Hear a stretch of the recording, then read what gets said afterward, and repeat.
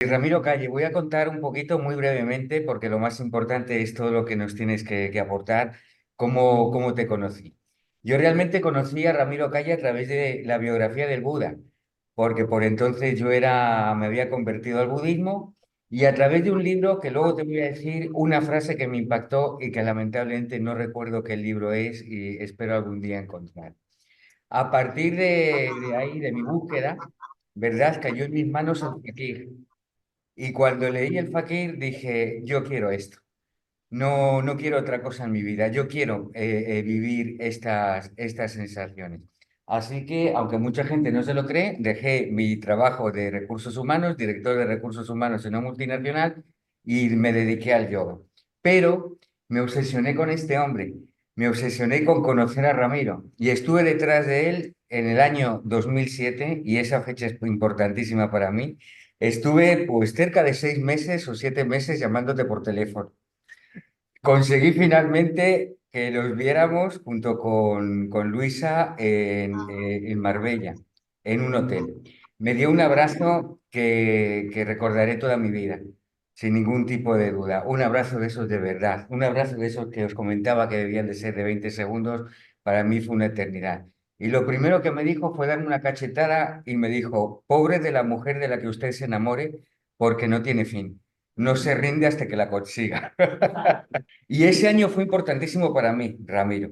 No solo porque me di cuenta de que por fin había encontrado la ruta, la ruta del mapa del tesoro, ¿verdad? Sino porque ese año conocí a esta mujer que está aquí detrás, que es Chester.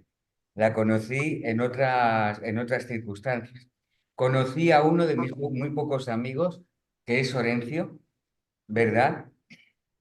Conocí a una mujer que hoy iba a venir, pero que no ha podido, una periodista que fue la primera que me sacó en televisión, dándome la oportunidad de promover el congreso de yoga por el cual había tan insistentemente perseguido.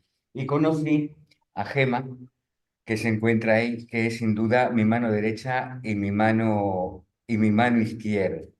Entonces, a esas personas, Alejandra, Gema, Chester, Orencio, indiscutiblemente tú como Big Bang de esta situación sucedió en un tiempo y espacio muy preciso. Y siempre me has acompañado, Ramiro. Lamentablemente tuve que acompañarte en tu muerte, uno de los momentos posiblemente más dolorosos de mi vida, que afortunadamente te decidiste aferrar a esta vida, porque si mis padres me dieron la vida, tú me diste el sentido de la vida. Y tú estuviste presente el día en que yo agonizaba y también tuve ese encuentro con la muerte, ese encuentro inevitable al que tarde o temprano llegaremos. Por esa frase de ese libro que lamentablemente no recuerdo, y mientras agonizaba en un hospital en Managua por culpa del atentado que había sufrido, recordé única y exclusivamente una frase que había leído, que era de autoautoría. En esta vida morimos tantas veces que lo de menos es morir. Y me entregué muy apaciblemente a desaparecer y unirme al infinito. Pero me aferré a la vida porque creo que todo tiene un motivo, que todo tiene un objetivo y que ese motivo y ese objetivo se encuentra a lo mejor en una décima de segundo donde comprendes el porqué. La pregunta, Ramiro, si me permites, la primera pregunta es, ¿qué es lo que a ti te hizo quedarte en esta vida? En realidad, yo creo que hay una serie de fuerzas que escapan a nuestro control consciente, que nos inducen o nos conducen a tomar determinaciones que no son lógicas, que no son racionales, que no pasan por el filtro de lo conceptual, sino que van más allá de todo ello, que podríamos decir son paradójicas, son alógicas, o son intuitivas, o son de un orden muy superior al puramente cerebro conciencia. ¿Qué es lo que en ese momento me llevó a quedarme, a aferrarme, como tú dices, aunque Buda decía que el apego a la vida también hay que superarlo? Pues no lo sé, sinceramente. Esas potencias del alma que en ese momento tomaron esa determinación cuando yo ya en parte había desencarnado. Y siempre hay un aprendizaje o se renueva ese aprendizaje cuando de pronto hemos visitado la orilla blanca. Yo creo que lo que es un aviso o lo que nos hace es vivir de primera mano lo que decía Buda, que la enfermedad, la vejez, la muerte son mensajeros divinos en el sentido que nos invitan a despertar, nos invitan a ir más allá de la conciencia ordinaria y conectar con otro tipo de conocimiento más liberador o más transformativo. Se sacan muchas enseñanzas de estos tres mensajeros divinos si realmente uno los sabe reinterpretar, uno lo sabe poner al servicio de la propia evolución interior. Cuando tú te metiste en el yoga, y aunque yo conozco tu biografía, no hemos comentado muchas veces, sin embargo, no había en ti ningún tipo de crisis existencial. Eras además, eh, em, eras casi un prepúber, vamos, no creo que fueron con 17 años, en un pleno adolescencia. ¿Qué es lo que te llevó? ¿Qué inquietud te removió tanto como para buscar una senda tan adulta como sin duda es el yoga? De alguna manera yo siempre era un niño profundamente insatisfecho, buscando un sentido, me atrevería a decir que el sentido del sentido, quería encontrar una razón para estar en este mundo y tratar también de descubrir si yo jugaba aquí alguna función o algún papel o era simplemente la ley del más puro accidente. Esa inquietud mía tan profunda me llevó a conectar cuando tenía 15 años precisamente con un gran amigo mexicano que se llamaba Rafael Masciarelli. Era un hombre de grandes conocimientos. Le conocí en una academia de judo y él conocía a fondo el zen, el tantra, el yoga, el budismo y empezó a iniciarme en todas estas prácticas cuando yo tenía 15 años. Y así, pues desde ahí empecé a indagar, luego fundé una academia de yoga por correspondencia que se llamaba Asana, luego di clases a domicilio a diferentes personas en Madrid y finalmente yo con la que entonces era mi mujer, Almudena, una enorme profesora de yoga y gran traductora, iba a abrir con ella una librería de orientalismo, pero finalmente se dieron una serie de circunstancias, cambiamos ese plan por el de abrir un centro de yoga y gracias a la generosidad de mis padres, a la generosidad de mis hermanos, encontré ese local en el que seguimos estando desde hace 53 años en la calle Ayala 10, que curiosamente en los años 40 había sido un nido de espías de todo tipo, pero también de la Gestapo, y que en mi edificio tenían una fábrica, le llamaban así, la fábrica de las lanas, etcétera, pero que era simplemente una oficina de la Gestapo. Y por toda esa zona se estaban moviendo siempre estos individuos de la Gestapo y espías de otros países.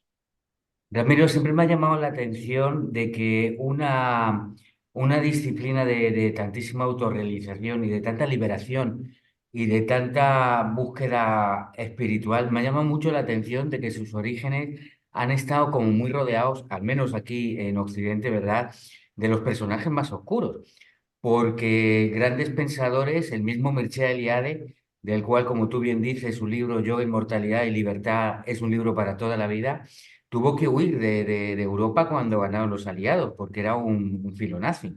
Julius Evola, por ejemplo, un gran ocultista y un gran investigador del Tantra y del orientalismo y de la magia, ¿verdad? Fue ministro de Mussolini. Los primeros contactos con el tibetanismo cuando no existía medios como Internet o Google o Wikipedia, fueron a través de personajes muy oscuros. Hay que verlo desde el enfoque, desde el punto de vista de esa desmedida codicia de poder que tiene el ser humano. ¿Por qué se ha indagado tanto en demiurgias, en magias, en ritos esotéricos, en el Tantra, por ejemplo, en una búsqueda desesperada de poder? Porque en Oriente se nos han abierto dos caminos: el camino del corazón, de la verdadera espiritualidad, y el camino del poder. El camino del poder es que relega de alguna manera el camino de la sabiduría, el camino del conocimiento, para buscar todo tipo de herramientas que potencien el poder interior. Y entonces se recurre desde el camino secreto de los mantras o los yantras, que son diagramas geométricos para la concentración y que se llegan a utilizar para destruir a enemigos o conseguir fines muy oscuros, y se utilizan muchas técnicas que en la apariencia por lo menos nada tienen que ver con lo puramente espiritual. ¿Qué sucedió? Que gobiernos como fue el de Hitler, en esa búsqueda de poder, de querer dominar, empezaron a indagar también en estas esotéricas, en estas fuentes esotéricas de la India y sobre todo del Tíbet, porque no hay que olvidar que el budismo tibetano está cargado por todas partes de esoterismo. Y Hitler tenía un cuerpo de investigadores de estos temas. Se dice que era visitado por lamas, por gurúes de la India, etcétera, pero todo buscando no sabiduría, no amor, no conocimiento, sino todo lo contrario, esa vía descarnada del poder y de someter a las otras criaturas. Acabo de finalizar, pero hace unos días, un libro de Tantra para la editorial Kairos. Yo tenía escritos ya 4 o 5 libros de Tantra, pero este me ha permitido profundizar muy a fondo, y te confieso, Víctor, que he quedado verdaderamente espantado, y subrayo, espantado, porque hay una parte en el Tantra que es realmente oscura y ríete de las prácticas mágicas, rituales, esotéricas, orgiásticas de Europa o de Occidente. Y este lado tan oscuro del Tantra, de alguna manera a uno le sobrecoge, porque es que te das cuenta de que ahí, en esa parte del Tantra, no hay nada de espiritual, no hay nada de iniciático realmente. Todo es una concatenación de rituales para conseguir poder, pero a veces poderes tan, digamos, básicos como eso, el poder perjudicar a una persona que no te agrada, u otros similares, pura y descarnada magia.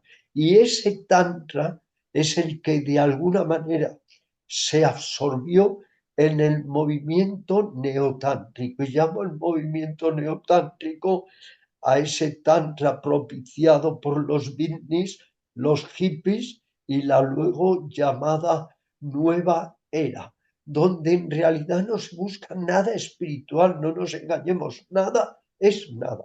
Lo que se busca es una serie de rituales, de ceremonias mágicas para poder apoyar las tendencias egoístas de la persona.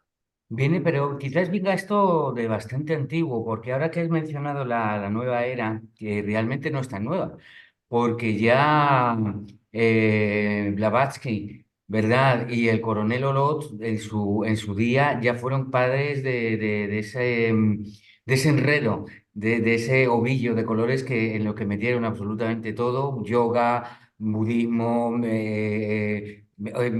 magia negra, magia blanca.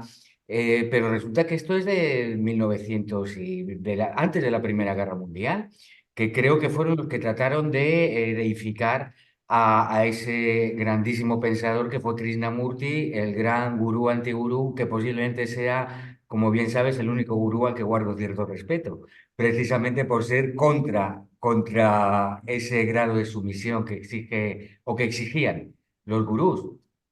Se cuenta y parece que son fuentes muy fidedignas que unos meses antes de morir Krishnamurti, en una reunión de carácter privado, él confesó: si ahora yo supiera que en alguna parte del mundo está Buda, iría corriendo hasta él, me sentaría a sus pies a escuchar sus enseñanzas. Esto conecta en realidad a Krishnamurti con el pensamiento auténtico, genuino de Buda, lo que es el budismo de viejo cuño, el Theravada. Y eso demuestra también aquello que decía Buda cuando le pedían, le solicitaban que nombrara un sucesor cuando iba a morir. Él siempre dijo: no, no hace falta nombrar un maestro, porque el maestro es la enseñanza. Pero luego, con motivo de todo este movimiento de la penetración del yoga y el pseudo yoga y el culturismo yoga en Occidente, empezó a revaluarse en exceso la imagen, el factor del gurú, y se dejó que todo ello se contaminara por la superstición más burda. Y con respecto a los gurús, en el yoga ha habido una enorme superstición. Se les ha considerado dioses cuando, no nos engañemos, el 90% estaban mucho más cerca de ser diablos que de ser dioses. Afortunadamente, para mi gusto, ¿verdad? La imagen del gurú ha decaído rápido. Es decir, se dice que los años 70 eran los años del mal gusto, no solo en el vestir, sino también en la forma de cierta vida que solo desde un punto de vista muy romántico podemos comprender. Pero es verdad que los años 60 70 cuando llega el yoga en una grandísima expansión y agarra a todos estos rockeros, ¿verdad? Y gente muy popular, lo empezaron un poco como a deformar y a crear casi un movimiento muy sectario. En los Estados Unidos fue tremendo, duró, por ejemplo, el efecto Osho. ¿Verdad? Que terminó aquello incluso que crearon hasta envenenamientos masivos y bueno, terminó como el Rosario de la Aurora el tema. Afortunadamente tú has conocido a maestros o llamémoslos o gurús, ¿verdad? Bastante fidedignos. Por ejemplo, Muktananda, si no me equivoco. Creo que también entrevistaste a Sarada Devi. ¿Verdad? De todos aquellos, ¿cuál es el que más te impactó, el que más te llegó, el que Bueno, de más alguna manera humanamente te enseñó? yo tengo que confesar y precisar que de alguna manera yo me he sentido infinitamente más cerca de los mentores, de los maestros budistas que conocí, muchos en Sri Lanka, que los que he conocido en la India. Porque en este sentido el budista es más llano, es más directo, no necesita investirse de toda esa aureola mágica y supersticiosa del gurú.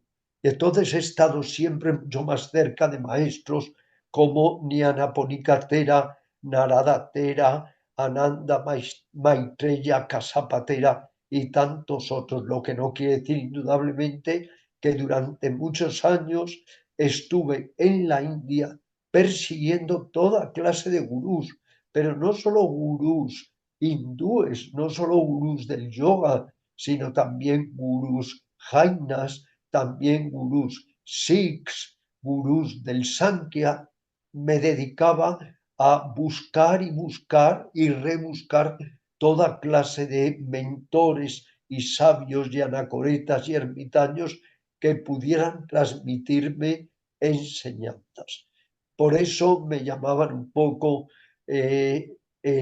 digamos, sabueso de los gurús, como si yo estuviera cazador de hombres santos, me llamaban en algunos medios, y era cierto porque allí donde me enteraba que había un hombre o una mujer de carácter espiritual, acudía a entrevistarla, como hice con Ananda Maji, por ejemplo, o con tantas otras gurús masculinos, gurús femeninos.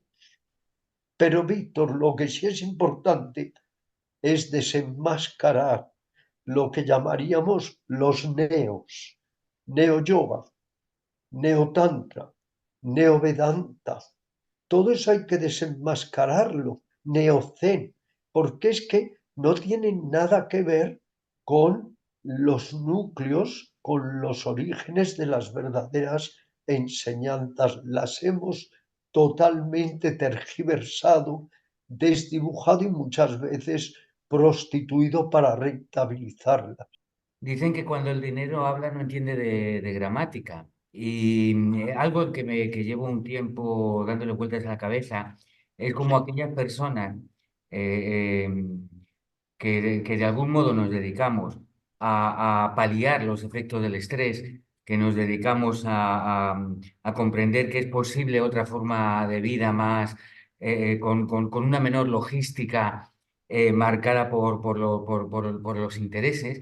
Sin embargo, somos los más estresados, porque muchos de nosotros, aquí tenemos varios casos, ¿verdad? Tienen que llegar a final de mes de algún modo. Es decir, a lo mejor no tienen el número suficiente de alumnos.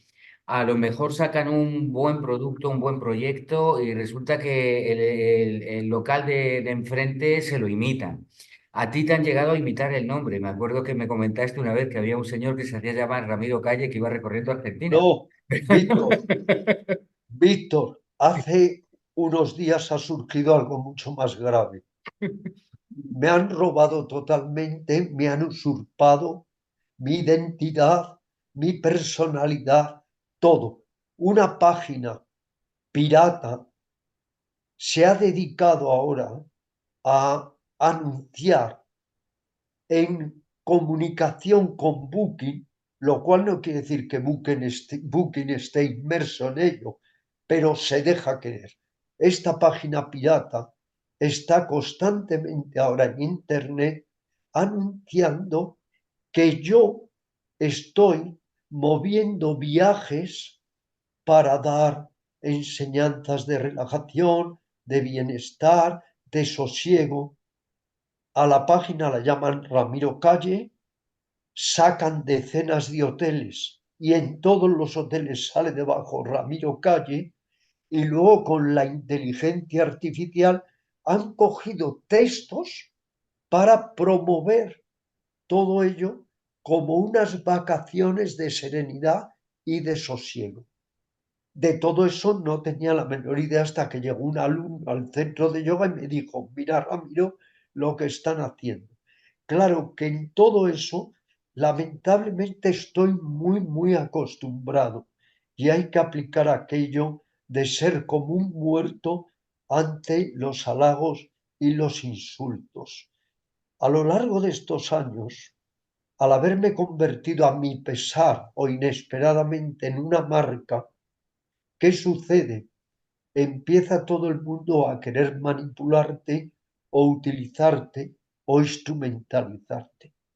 Surgen una gran oleada de personas adorables y buenas de corazón, pero también una oleada de personas pues que tienen envidia o sienten enemistad o se sienten criticadas por hablar del neo-yoga y del yoga falsificado, lo que fuere. Entonces, a lo largo de todos estos años he tenido que bregar mucho, Víctor, con infundios de todo tipo, con todo tipo de calumnias, de difamaciones, pero hasta grados increíbles. O sea, como que de repente yo aparezca con una foto inmensa en Internet poniendo debajo, soy Ramiro Calle, consumo farlopa, voy con toda clase de niñas pequeñas, me voy a Tailandia, tal.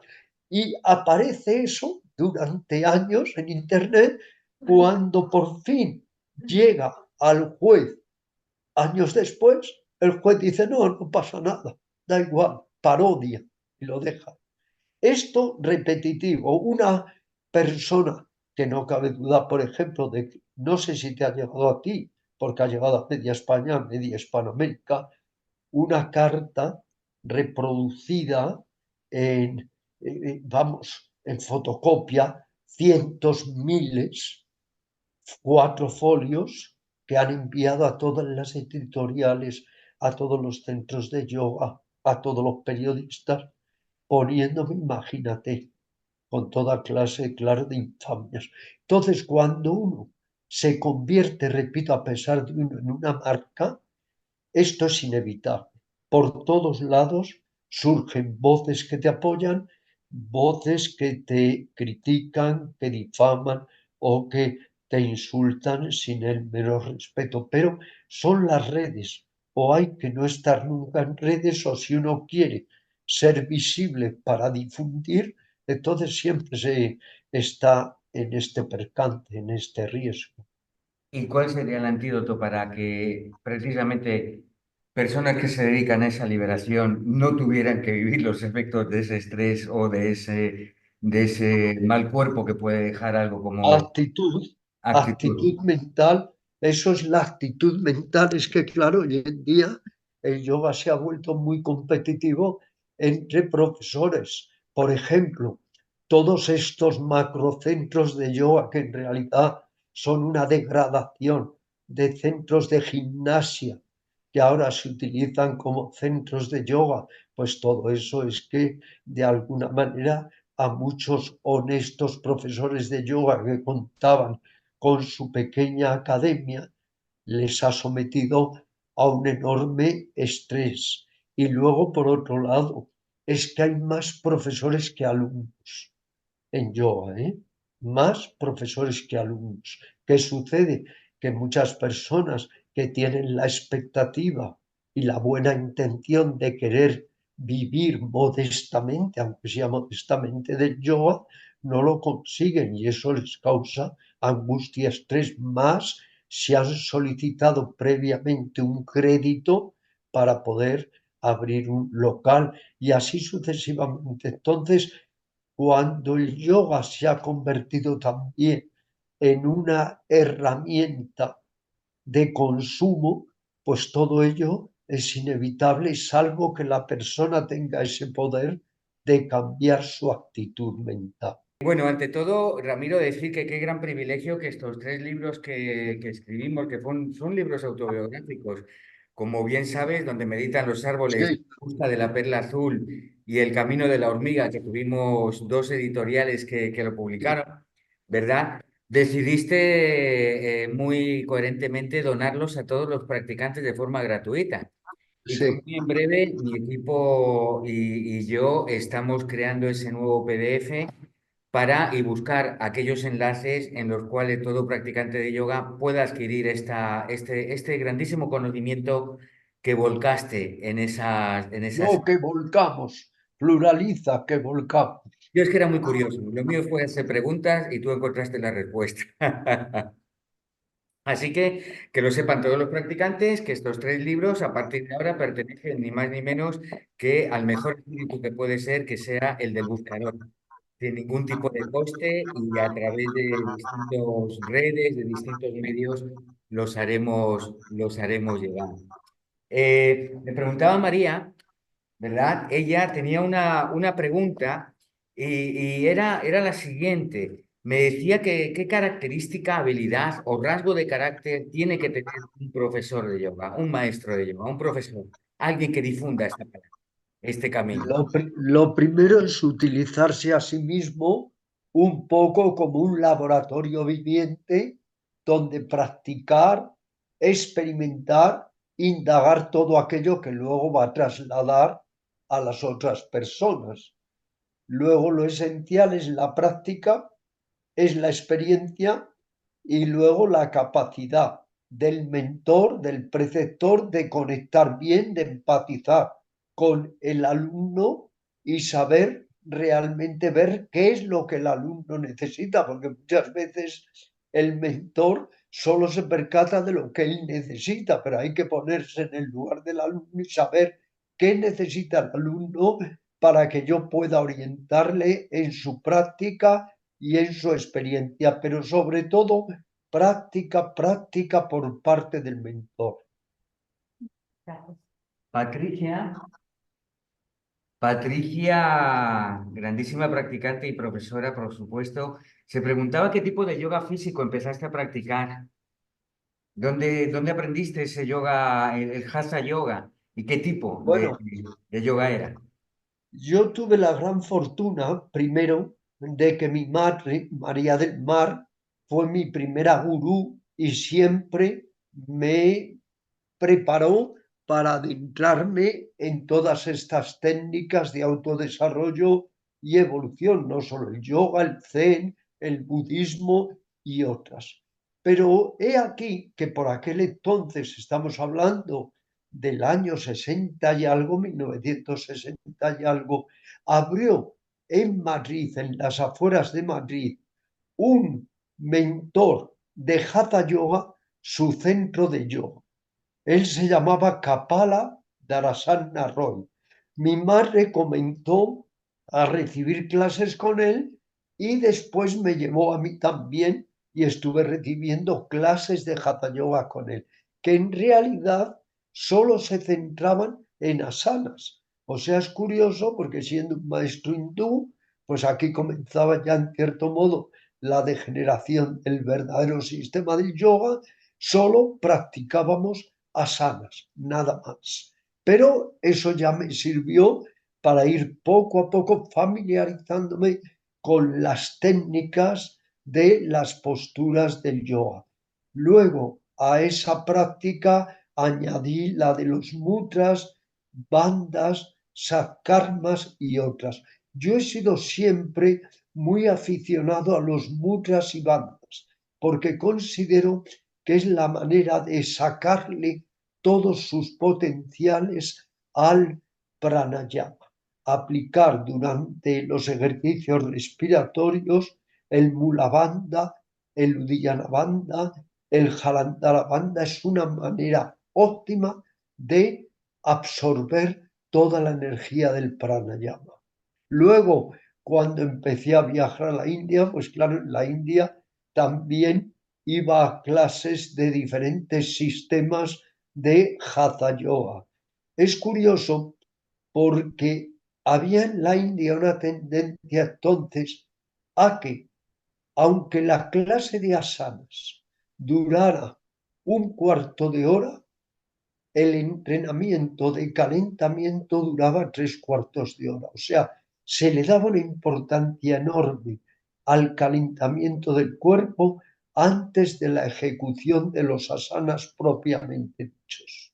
Orencio me preguntaba que cuál es la pregunta más significativa que le has hecho a uno de estos grandes maestros, a uno de estos grandes gurús, y qué coherencia encontraste en esa respuesta. Yo como un buscador consumado de realidades supremas, de encontrarle un sentido a la vida, de poder aplacar mi sed de insatisfacción metafísica, una de las grandes preguntas que siempre hice era ¿qué es la sabiduría?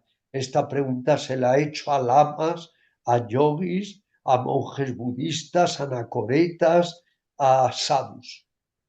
¿Qué es la sabiduría? Muchos me contestaban que es ver las cosas como son, que es conectar con otro conocimiento que no es el conocimiento ordinario, que es poner los medios para que esta mente limitada, la mente intelectual, pueda dar un paso más allá y desarrollar un tipo especial de percepción que podríamos llamarle percepción yógica para distinguirla de la percepción ordinaria. Otra de las preguntas que hice constantemente, obviamente, es ¿cuál es el sentido de la vida? Y aquí Walpola Rajula, uno de los más grandes especialistas budistas con un libro insuperable que se llama Lo que el Buda enseñó. Walpola Rájula, cuando le pregunté cuál es el sentido de la vida, me repuso de una manera contundente y directa: el que usted quiera dar.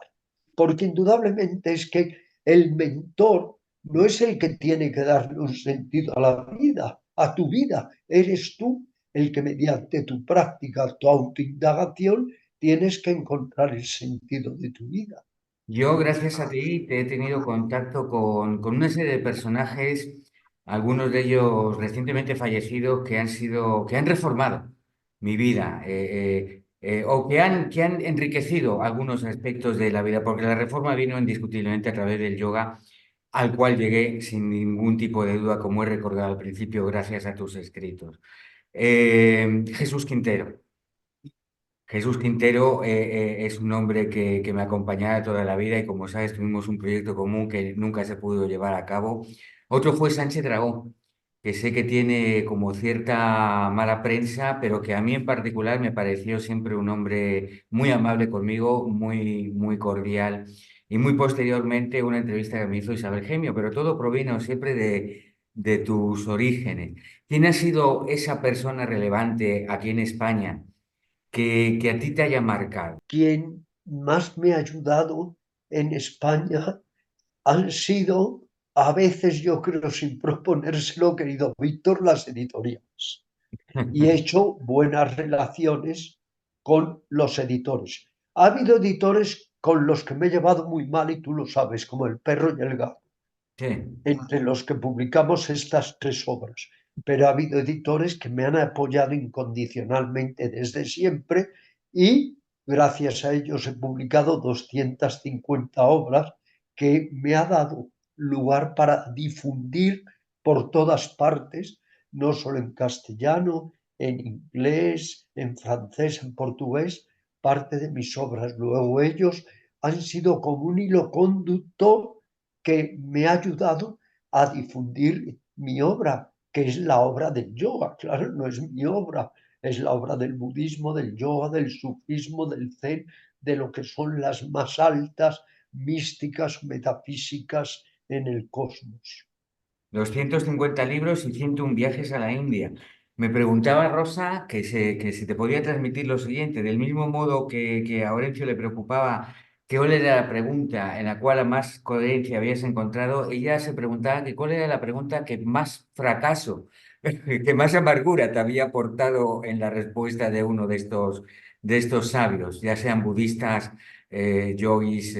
Mira, lo que es el grueso de mis contactos, de mis conversaciones con personas espirituales en Oriente, se ha subsumido en dos obras mías: una, conversaciones con yogis, y la otra, conversaciones con lamas y sabios budistas.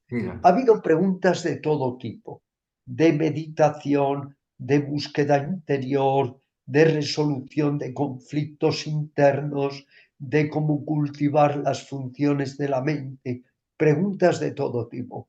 Pero hay una pregunta que al final nadie te la puede responder, porque tienes que respondértela tú. ¿Quién soy yo? Bichara y autoindagación, autoaveriguación.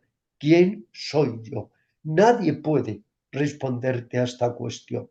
Eres tú el que, haciendo este trabajo de una ardiente investigación interior, puedas al final conectar con aquello que está más allá de la mente ordinaria, del pensamiento conceptual, y entonces rendir el ego para que se manifieste el ser. Me gusta recordar aquello de que lo que es bueno para el ego es malo para el ser.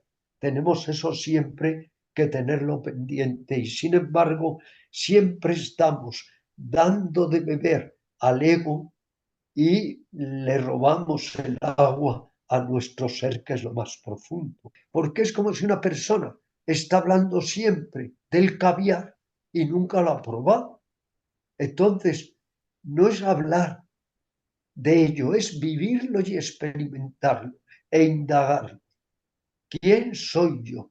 Pero claro, esto queremos que llegue un maestro, un gurú, y te lo responda. Y esto no tiene solución a través de los conceptos o las palabras. Chester tenía una inquietud. La inquietud que tenía era que, ¿cuál ha sido la mayor enseñanza que te ha dado un alumno? Muchas, constantemente. El hecho de que a veces el alumno sea tan atosigante como puede llegar a serlo, y hay que saber surfear con esa situación de los alumnos excesivamente dependientes para, por un lado, no desairarles, pero por otro lado, no hacerles un mal si les haces todavía más adictos a la figura del maestro. Luego, un alumno, cuando es muy obstinado en la relación con el maestro, es un gran maestro, porque tienes que tener esa capacidad o habilidad de, por un lado, no dañarle nunca, pero por otro lado, no dañarle de una forma mucho más peligrosa, que es haciéndole un adicto al maestro. Tenemos todos en el mundo del yoga, cuando ejercemos la profesión de mentores, tenemos, yo diría, el deber insobornable de nunca hacer que nuestros discípulos se vuelvan adictos de nosotros, porque eso es el ego. Para el ego es muy bueno. ¿Cuántos alumnos, cuántos discípulos me siguen y me adoran y me encumbran? No, hay que saber ahí parar, y es mejor que un discípulo nos desprecie por no haber querido ceder a sus caprichos egocéntricos, a someterle y convertirle en un siervo de nuestro mensaje, nuestra personalidad. Gemma un poco enlazaba con ello. Me preguntaba sobre el vértigo de vivir una vida no convencional, con lo fácil que es vivir siendo una persona, vamos a decir, común, sin que eso sea ningún tipo de desprecio, cuidado. Pero con lo fácil que es estar siguiendo un poco la corriente. ¿Por qué salirse de lo convencional? ¿No produce vértigo? ¿No produce cierta náusea, cierto mareo? De alguna forma, yo creo que todo yogi es un ácrata sin acrimonia, pero efectivamente no nos gusta el camino rigurosamente reglado. No nos gusta esa senda donde todo son normas que tienes que asumir como si fueras un cordero. No, hay que ir encontrando las propias sendas. Hay un adagio que escuché en la India hace muchos años. La senda sin senda es la senda.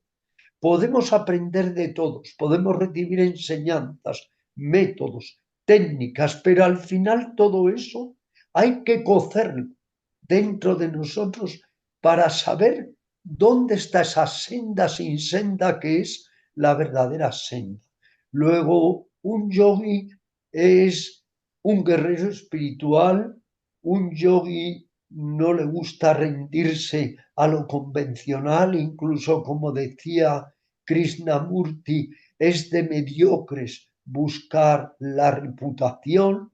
Un yogi está más allá de todas esas simplezas que se cultivan en los aparatos eclesiásticos. Y vamos con las tres últimas preguntas. Me voy a reservar la última, yo, si no te importa. Una de ellas es de Sol, que se pregunta si el día 21 de septiembre volverás a Marbella al Congreso de Yoga que realmente siempre fue tuyo, aunque yo le pusiera la cara y la publicidad. Pero que realmente sin tu presencia todos sabemos que ese primer congreso que se hizo en España, porque por entonces no había congresos de yoga, fue gracias a tu presencia lo que llegó al pico de llevar hasta 3.000 personas, ¿verdad?, a sus distintas ediciones. Yo sé que no te mueve mucho de Madrid, por no decir No, que no te es que no mueve me mucho. mueva de Madrid, ¿eh? Estoy dispuesto a coger hoy mismo un avión, irme a India, pero lo que he renunciado totalmente, querido Víctor, pero totalmente desde hace 3 años, es a los actos presenciales. Hablando de Drago, Drago antes de morir me invitó a 3 congresos, a 3 seminarios. Los decliné. Su hija Yanta me llamó para invitarme a otro. También lo decliné. Desde hace 3 años que tomé esta firme resolución de no asistir a actos presenciales, las tentaciones, entre comillas, han sido mayores, congresos de todo tipo, etcétera. Pero no he cedido. Lo más que he hecho es que algunos congresos o seminarios que me han pedido que les asistiera online, lo he hecho, por supuesto, pero no actos presenciales.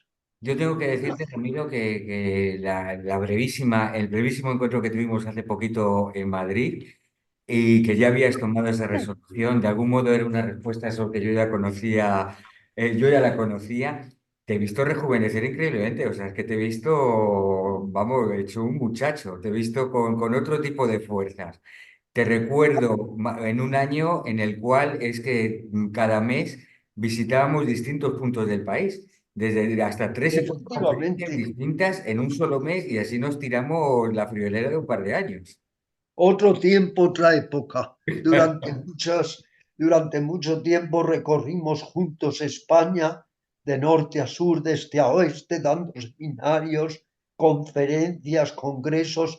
Es cierto, pero es como el río. El agua pasa, el agua discurre y es otra época. Es como cuando la gente en el centro de yoga ve mis fotos de cuando tenía 30 años haciendo las posturas más acrobáticas y me dicen, ¿las sigues haciendo? Siempre digo, otra época, otro tiempo. Hay que saber asumir los problemas físicos, el deterioro físico que inevitablemente surge y que un yogi es tan delicado que puede vencer muchas cosas menos un virus o una bacteria, como tú El sabes. 21 de septiembre estarás presente de algún modo u otro, aunque no estés físicamente, pero sí en espíritu, porque ese será siempre uno de tus hijos del espíritu, No, pero si unido a los además 250 libros. no, parte de mis mejores momentos los he pasado contigo recorriendo España y asistiendo a este congreso que ha adquirido merecidamente tanta celebridad y tanto prestigio. Así que de alguna manera, con que me tengas en algún lado de tu materia gris, me basta. Yo te puedo asegurar que la mejor parte de mí, que quizás no sea mucha, pero la mejor parte de mí ha provenido gracias al contacto que tuve contigo. Eh, Muchas. Bau te tenía una pregunta y es una pregunta bastante interesante que es la evolución del yoga, tanto en Occidente como en Oriente. ¿Cuál crees? ¿Qué puedes prever? ¿Cómo va a evolucionar el yoga en ambos mundos? Que realmente, aunque todos seamos uno, o eso dicen, yo no lo creo mucho, pero en ambos mundos, ¿cuál crees que va a ser la evolución? Porque tenemos unos matices extraordinariamente desmarcados, o extraordinariamente marcados los propios. Es que el problema es que se le llama yoga a lo que no es yoga. Entonces hay personas que llevan practicando 20 años yoga y lo que no saben es que nunca han hecho yoga. Claro, este es el problema. Ellas llevan 20 años diciéndole a sus amigas, a sus familiares, practico yoga, pero nunca han practicado yoga. Practican otra cosa. Es como el que está jugando siempre a las damas, al juego de las damas, pero él está convencido de que está jugando al ajedrez. Mientras uno sea capaz de ver con claridad qué es el yoga, qué no es el yoga, es muy difícil optar por el verdadero yoga si uno quiere hacerlo, porque ahí está el yoguismo. Hay infinidad de corrientes yoguísticas. Si tú quieres practicar yoguismo, fenomenal. Nadie te lo impide, pero no te creas a ti mismo ni hagas creer a los demás que estás practicando yoga. La evolución del yoga pues dependerá exclusivamente de los practicantes de yoga y de los profesores de yoga. Afortunadamente, cada día hay más profesores ya de yoga que están tratando de reconectar con la quinta esencia, la médula de la médula del yoga. Y en este sentido, el catedrático de Tantra, Pío Filippani Ronconi, que le entrevisté varias veces en Roma, él decía que le cabe a Occidente el privilegio de poder redescubrir el auténtico yoga y pasárselo a la India. Él decía que quien puede restablecer el verdadero yoga en la India es precisamente el occidental, porque no se deja llevar tanto por la devoción, por la superstición, por ideas metafísicas de todo tipo, sino que va directamente a lo que es el yoga. Un ejercitamiento físico, mental, emocional, para transformarnos y para lograr que la mente pase de un estado de nesciencia o ignorancia a un estado de sabiduría. Luego depende de ti, depende de mí, depende de todos los que estamos, qué vamos a hacer con el yo. Puede cada vez involucionar más o puede empezar a evolucionar. Siempre has sido una persona, que Ramiro, que con muy pocas palabras has aclarado mucho. Yo también te tengo una pregunta, como maestro, como hermano, pero sobre todo como amigo. Y es una pregunta que no me tienes que responder ahora, y es: ¿cuándo nos vamos a ir a cenar juntos de nuevo a un restaurante italiano? Cuando suba a Madrid, ¿qué día me reservas para tener esas muchísimas preguntas en las que yo te sigo atosigando? Agradecerte infinitamente el tiempo que nos has dedicado, el don que tú tienes de aclarar las cosas y de dejarlas tamizadas y de dejar esa claridad de ideas. Debe ser difundido. Por eso tenemos este canal que vamos a hacer, por eso tenemos este medio de impartir estas enseñanzas. Y voy a terminar de las muchas anécdotas que he tenido contigo. Voy a terminar con una: cuando yo me dije, este hombre realmente es esclarecedor, es un despierto, ¿verdad? Está muy cerca del Buda. Resulta que yo me había comprado una cámara de fotos para uno de los encuentros de estos en Marbella. Y yo, vamos, parecía el reportero dicharachero de Barrio Sésamo, tomándole fotos en todo lo que hacía, tomándose un café, respondiendo a un alumno, firmando libros, cientos de fotos que le tomé.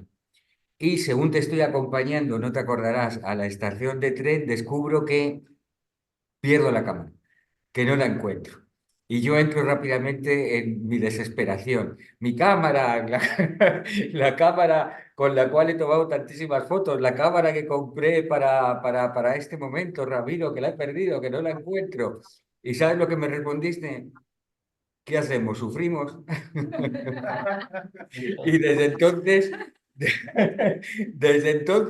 esa anécdota, algo que solo eran 3 palabras, es algo que puedo garantizarte que me lo aplico prácticamente a todo. Aun en situaciones, vamos a decir, dramáticas, todos vivimos, cada uno entiende el dolor de forma muy personal, pero en situaciones difíciles, cada vez que yo me encuentro con cierta angustia, me recuerdo la cámara y me pregunto: ¿qué haces, Víctor? ¿Sufrir? Pues voy a decir algo, Víctor, que quiero hacer público, aunque ya lo he hecho en otras ocasiones. Eres un inmenso escritor. Gracias. No debes dejar de escribir, pero no escribir solo de yoga o de espiritualidad o de budismo, de zen o de lamaísmo, no.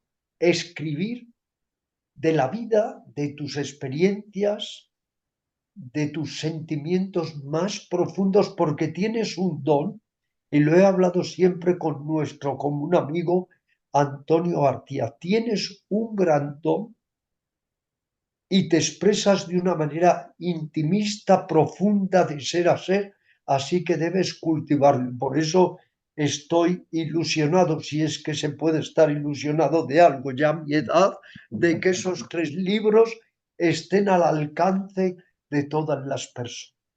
Así será, Ramiro. Te agradezco tus palabras. me tienes en mucha más estima de la que realmente merezco. En cualquier caso, podré escribir muy bien, pero cuando se me conoce en persona, realmente la versión es otra. No, es una broma. O no es broma, no lo sé, que te lo digan ellos.